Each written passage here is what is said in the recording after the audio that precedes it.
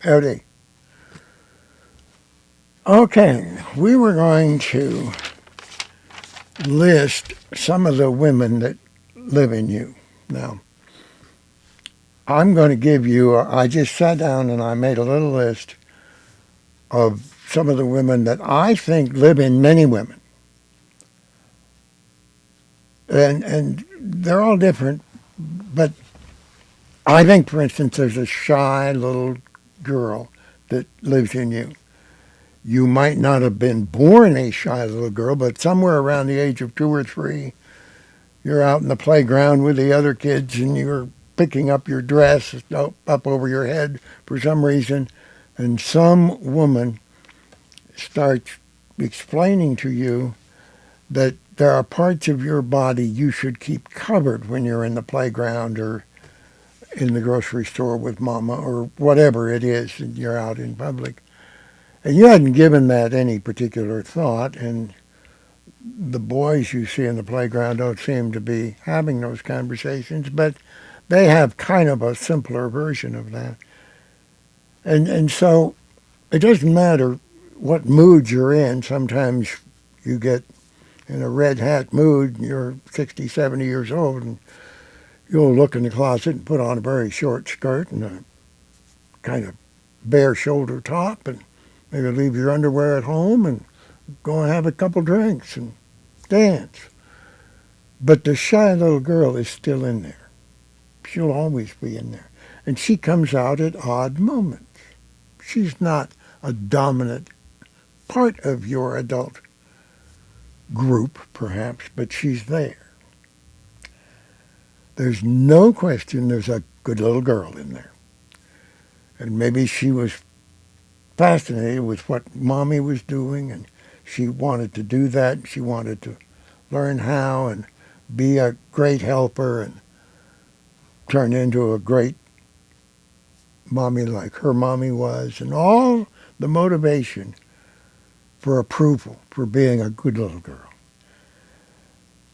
And she may have learned that she could win daddy's approval by much easier. She had to actively do things to get her mother's approval, and sometimes it was given kind of rarely and begrudgingly, but the father, she could she could learn to be his little princess and come up and sit in his lap, and he would be very happy, or whatever. Uh, if you have sisters and brothers and so on, and you become the second mother in the team, mommy's real helper, that goes on forever, and it's still a big part of you. You can fall into that role all the time, and the people you share life with when you're in that role see one side of you. It's kind of the can-do woman, quiet, not overtly compelling, not particularly seeking for yourself, but meeting the needs of others. Um, so that one develops, and that one's still sitting there looking at the screen right now. Now, there's probably a point you hit when you're a tomboy, and that is when you notice that they can do anything they want. And so why can't you climb trees? And it turns out you're often better at some of those things than they are. And that may confuse some of the adults in your world, but you can be very good at being a tomboy. And that may lead now into all kinds of worlds of accomplishment that are quite different than being mama's helper. No question that it's often important for you to be a good student. Now, that can be in school, it can be in Sunday school, it can be in your job, it can be in how you run your home or manage your budget or pick a husband. Your a good student. You're smart. You notice everything, unlike my team who notice nothing and are often proud of being dumb.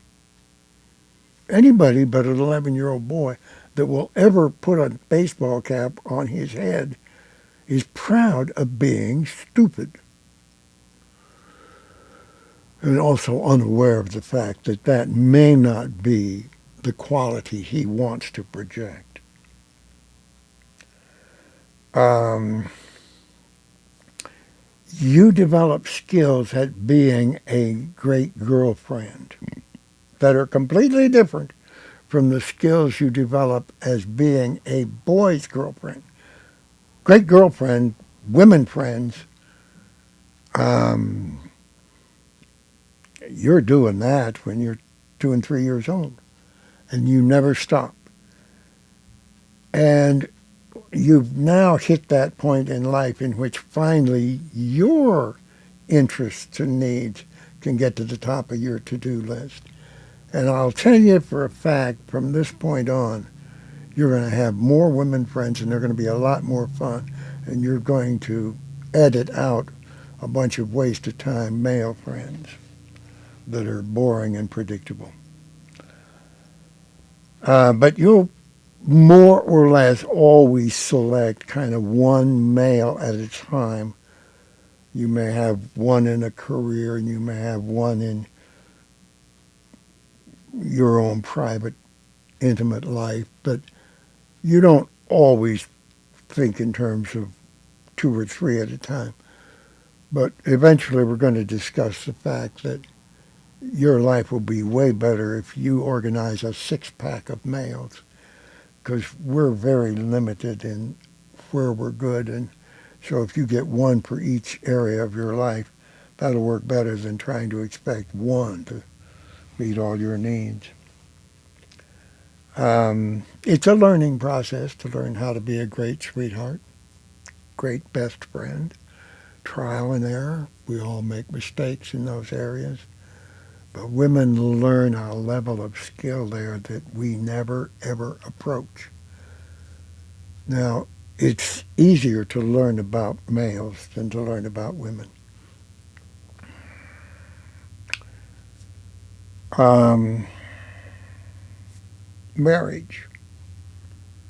Nowadays, trying to decide, do I want to actually marry this dude or not?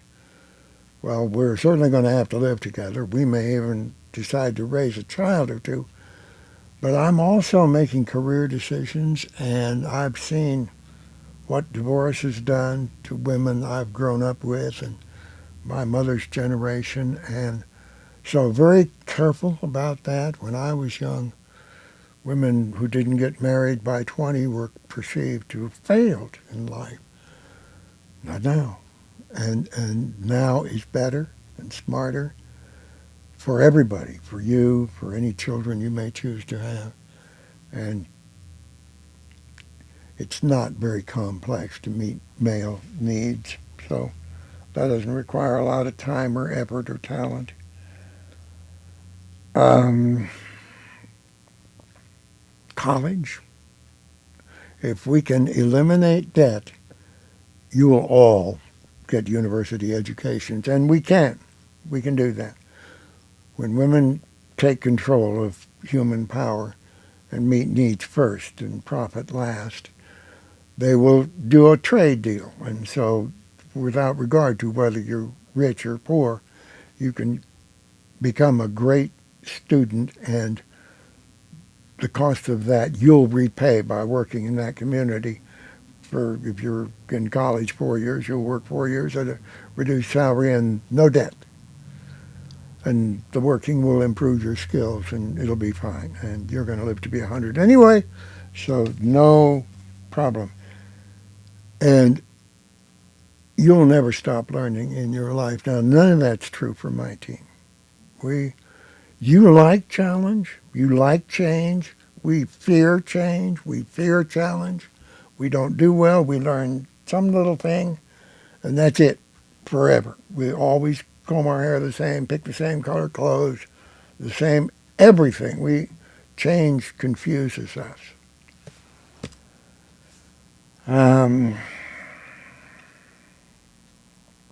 So juggling family, career, your private life and your public life and so on requires a lot of skills, a lot of thought, a lot of evaluation. And so you'll have different wardrobes for those different roles, and you'll talk differently and you'll act differently and so on, which makes you mysterious and less predictable and much more romantic. Never a question of how desirable are you. You're as desirable as your mood wants you to be at that particular moment. And the range of desirability is enormous for women today. And frankly, it's very difficult to make one of us desirable. You may find that in your whole life you've noticed a couple kind of cuter males, but very few long-term desirable.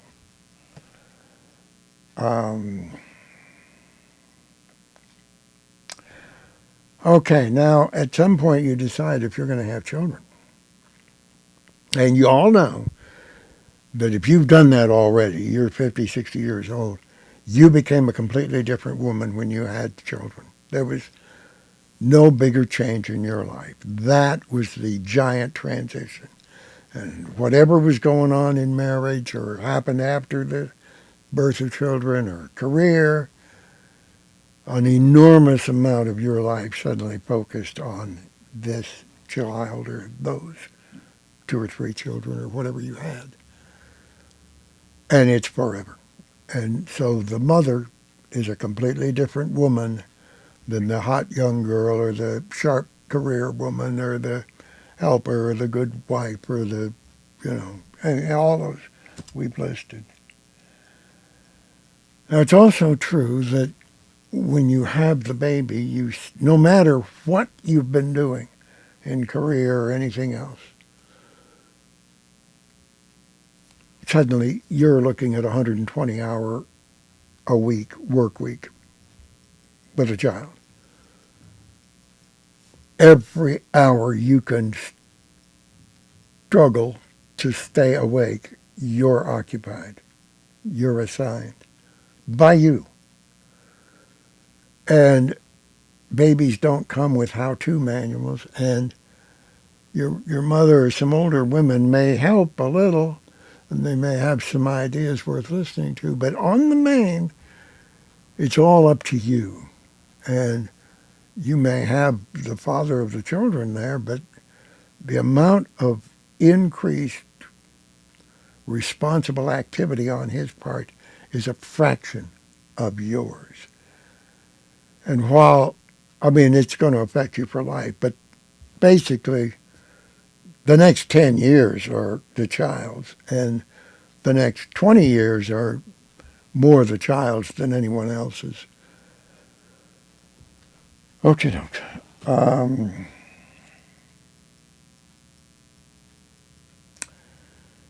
now, somewhere in here, maybe you're going to try to learn about divorce. You get to the top of your to-do list. Fine, now I'm running out of time here. And maybe you can finally become a really hot, desirable woman. Midlife women are much hotter, much more desirable, much more interesting than very young women. Okay, I'm out of time, so I'm just going to tell you there's nothing like that in my team.